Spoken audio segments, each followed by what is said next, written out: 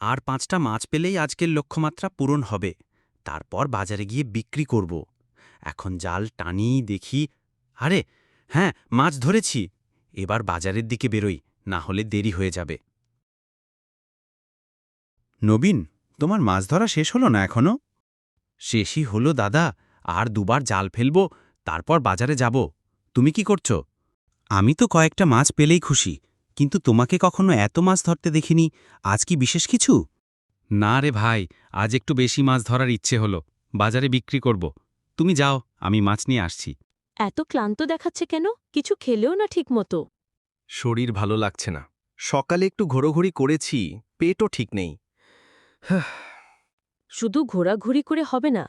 আমি তোমার জন্য নিম পাতার কষার রস এনেছি। খাও। আরে আরে, আমাকে কষ্ট দেওয়ার পায়তারা করছো? এত তেতো জিনিস খাওয়াও কেন? খাবে না তো পেট ভালো হবে না। ঠিকঠাক খাবার খেতে চাইলে এই তেতো জিনিস আগে খেতে হবে। কত তেতো। উম, কত তেতো, মুখটাই পুড়ে গেল। রক্ত পরিষ্কার না হলে পেটের অসুখ যাবে না। শোনো, আজ আমি রুই মাছ আর পাকা পেঁপের ঝোল করব। পেট আর শরীর দুই ভালো থাকবে। ডাকছি।